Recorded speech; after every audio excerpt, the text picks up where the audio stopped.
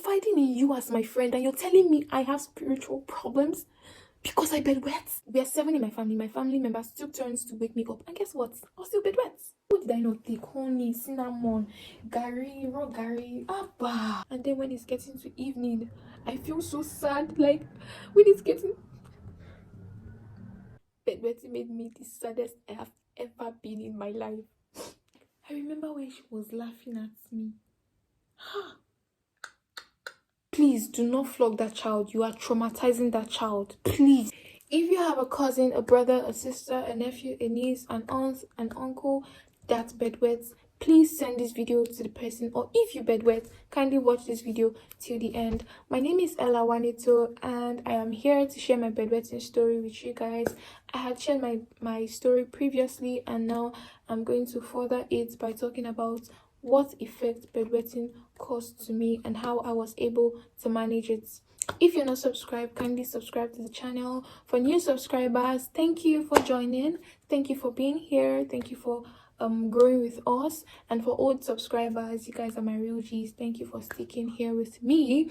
Okay, so let's get into the topic real quick. Hey guys, so real quick, I'm going to be talking about the effects. I'm going to be starting with the effects. So first of all, traumatic experiences. Okay, so when I remember in the other video I told you guys that there was a time they had to use force, they had to use coercion, they had to flog me to see if it would help with the bedwetting. But guess what?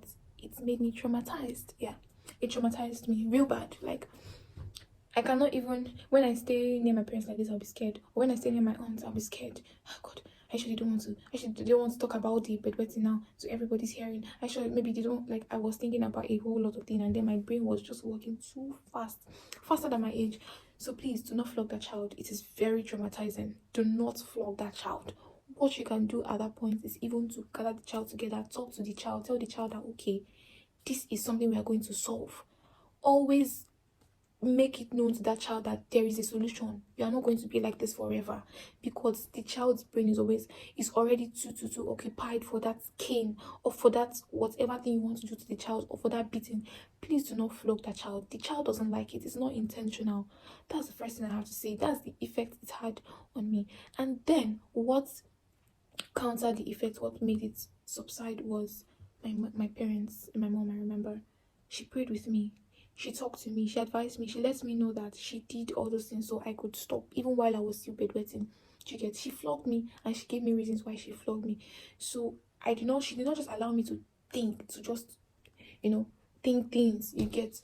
She gave me reasons later on. Okay, Siba, we've tried flogging you, it did not work. The reason why we're flogging you that time was because, so now I was not like, okay, so that means I was just thinking too much that time, you get. So that talking to me also helped me. Do you understand? It helped me with the whole panicking that I had. I used to panic a lot because of that, so it really helped me. I told you guys, I don't know if you've watched the previous video. If you've not watched it, then you might not really understand this, so I advise you go and watch it, and then you come back to this, so you're going to understand it very well. And then another effect bedwetting had on me was bitterness. Oh my goodness, I was super bitter. Like, not like I was angry with anybody per se, but I was just angry with myself. Like, why am I like this? Why was I created differently? Like, mind you, I have 4 siblings. I'm older than 2, and 2 are older than me, and I'm still bedwetting. I'm older than this person with like up to like 7 years, and then he has stopped bedwetting. Like, it was a big case, it was a big problem, it was a big issue for me. Like, I watched my younger ones literally grow up and stop bedwetting while I was still wee on the bed, so it caused me so much sadness. I used to talk to myself that time. I refused to play with my mates, the afternoon. My mom always tell me, she would call me inside and see me sitting on my own, sometimes crying. She would tell me, yeah, go and play. I used to cry by myself. I remember crying by myself. I used to cry a lot, especially when it's getting late in the morning. When I finish bedwetting, wash my clothes and everything, I'll be okay. Maybe my change is night. And then when it's getting to evening, I feel so sad. Like, when it's getting, so bedwetting caused me sadness, and I still thank God for the kind of family I have. I thank God for my parents. I thank God for my dad.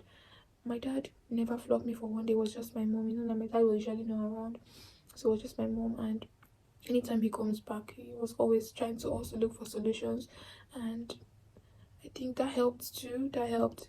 But then the bitterness and the sadness of bedwetting is something that no matter how you talk to that child will always be sad. So all you have to do is just give the child peace. Do not always flog the child. Do not always be harsh on that child.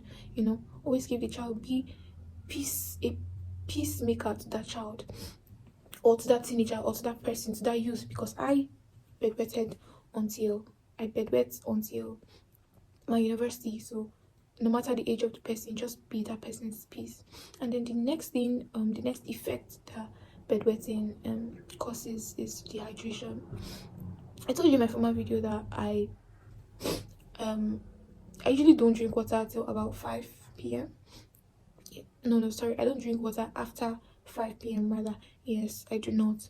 So it made me, like, my body just got used to not drinking water. So even up till now, I still have to intentionally drink water to drink water. You understand my point? Like, I had to download drinking water apps that will remind me to drink water. Till now I still use them. Till now I still tell people around me, please remind me to drink water, you know. So it's something that goes away with time, and I just want you to know that it is a process. If you bedwet, it is a process. It is a process. If your daughter bedwet, it is a process. If you're a mother watching this and you're so worried, she is times 100 worried. Your daughter is times 10 worried. Your son is times 10 worried. So you have to take it easy on that child. It is not an easy journey. It's a process. It is a process. That child doesn't like it. I remember when I was on my monthly flow and I bedwet, I cry myself. Like, if when I wake up from bedwetting, I don't even want to go back to sleep because I'm bedwet again. And imagine the sadness it brings. So just be that person's peace. Yeah, that other point, dehydration. Yes, I am always dehydrated. Like, in fact, if I know that I didn't even really have enough fluid to carry me for the day, but then what will I do? So I had to, like, deliberately start taking water back to back afterwards. You get. So if you're in those the water I've not been taking for years, you get. So another thing, insomnia. I told you guys that I will advise you watch my other videos. I don't have to explain much. So I explained how my sleeping schedule was when I got to university. Um, I got used to it, and I was not just sleeping at night at some point. They used to just think I used to stay up at night. Ella, please wake me up by 2 a.m. My roommates at the time, they do not know that I was trying to avoid embarrassing myself in public. So it made me have insomnia. So I couldn't sleep. I remember for a while I couldn't even sleep at night. I'll just be awake watching everybody sleep. I'll wake up with headache, with pains, and it was not good. It's not good for the body. It damages a lot of nerves. Some hormones are supposed to be resting when you work during the day, and then you cannot still sleep at night. It is very, very bad. So it caused insomnia. So I had to deliberately make myself, like, take intentional measures to making myself sleep, especially during the day when I can. So just to avoid any health damage due to not sleeping well. And mind you, this was a result of my bedwetting experience, like when I used to bedwet. Another thing again I have on the list is body odor. So it's when you see someone that bedwets and maybe you perceive any foul smell, it's not their fault. No, it's not their fault. I've been there. So I can tell you any damn thing, it's not their fault. I can tell you anything, it's not their fault. When you bedwet, and especially when you don't go to wash up immediately, the urine sticks to your body. People like me that used to sleep deep, when I bedwet, I don't even know. So it dries on my body, I'll just perceive it. So all those things started giving me some kind of odor. Me, I'm a very sensitive person. Like, my nose I perceive things a lot. Like, maybe here, and then the kitchen is in how many kilometers away, and I'll perceive that something is burning. So that's how it is. So I, you know, I noticed that I started having some kind of odor at that early time when I started seeing my monthly flow and all, and I was bedwetting. So I tried my possible best to, plus my mom to help a lot. My mom was always helping. Okay, Ella, stand up.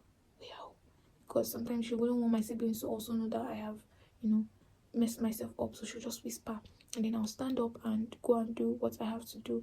You understand? And then she got me good sanitaries to aid nice smell. You get. So that also help. If you have anybody in your care that bedwets, also put this into consideration, as it is not their fault. And then the next thing I have is fear. So apparently, when I wake up, like I told you guys, maybe twice in a month I won't pee on the bed. Those days when I wake up, I'm so scared. I told you guys I will sleep until it dries on my body. I'm so scared. Maybe did I bedwet? And I always forget things. I remember very well. I used to forget.